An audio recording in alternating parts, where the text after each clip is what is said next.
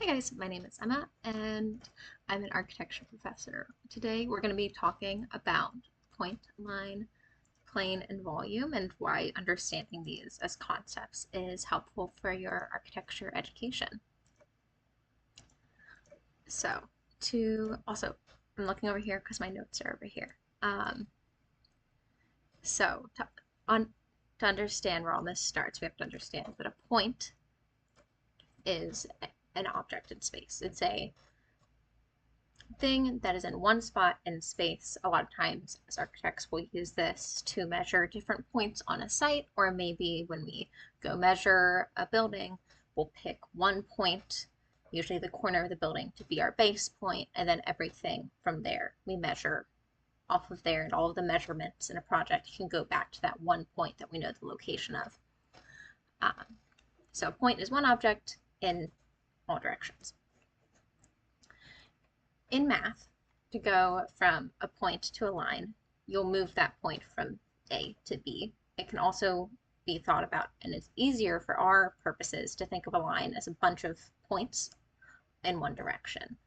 So we might think of a line like this, almost like a string of beads, a bunch of points in one direction. And this can go on infinitely in either direction. Now, to go from a line to a plane, you can think about it in a similar way. If a line is just a bunch of points moving in one direction, we can think of a plane as a line moving in one direction to make a plane. A plane can also be defined as a two-dimensional surface that can go infinitely in either direction. So our definition works for that, where we can move our line can extend infinitely, and we can make a bunch of these infinitely in either direction. So that's how we go from a line to a plane.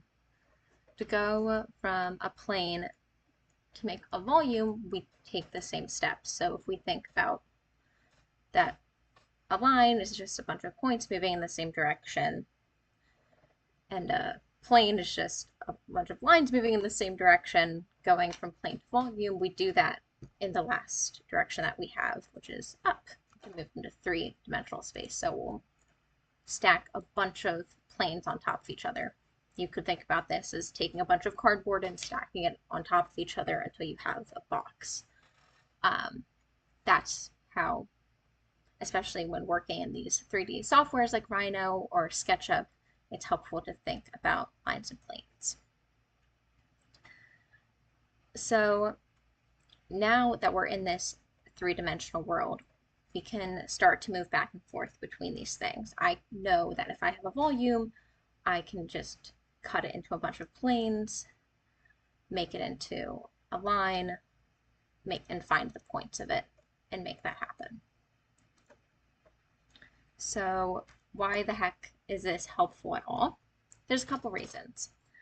When we go from having a point and follow the steps to make it into a three-dimensional object, we can move in either direction. So depending on the type of information we're given, we can find other pieces of information that we might need to build a model.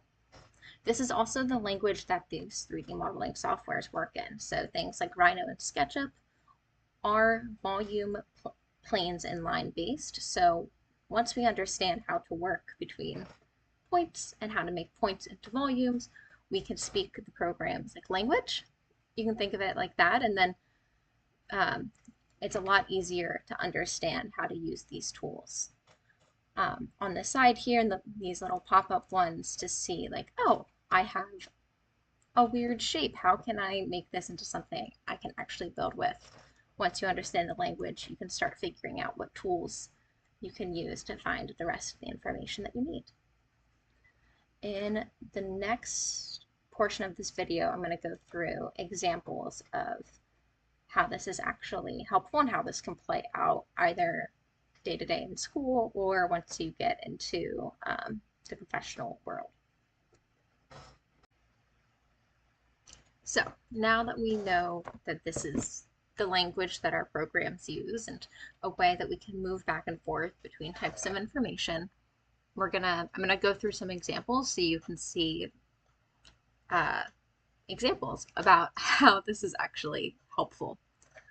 So let's say you have a made up scenario where you are going to a site visit and you don't have a ton of time there and you forgot your measuring tape. So, but you know the site is 25 feet long and 16 feet wide. And when you stand at one end of the site, say you're about my height, about 5'6", you look at the end of the site and you're like, okay, that's kind of at eye level. So I know that end of the site is about 5 feet. And I know when I go to the other end of the site that is about a shoulder height, which is about 4 feet. So you take this information back and you plug it to Rhino. This sounds like a ridiculous task, but when I was back in my day, when I was in school, we actually did do a site measurement like this as a way to understand like how your body relates to proportions. So it could be something that you do, measuring a site with your like eye level. So you have your 4 points, and you need to make a Rhino model so you can start playing with your site and start building. So you have your 4 points. You know that to get to a volume, you have to make some lines first. So you draw some lines connecting. You can see them in 3D and they're kind of offset from each other. Rhino has a tool called Tween Curve where you can find the lines in between 2 lines and use it to interpolate these lines in between. You could also just use the loft command to move between these 2 lines to create a plane. And from here, you can close this off and make a volume. So that's another way you can make a volume, is similar to how you can make a plane by just a couple lines that make a closed loop, kind of like a rectangle. You can make a volume by making planes that close each other off, like a cube or like a room. So that's one way that you can use this information to go from a site to making a quick model that you can use to play with in Rhino. Another example is say you have a professor that wants you to make a waffle model and wants you to do some modeling by hand. And you are lucky enough to get a point cloud.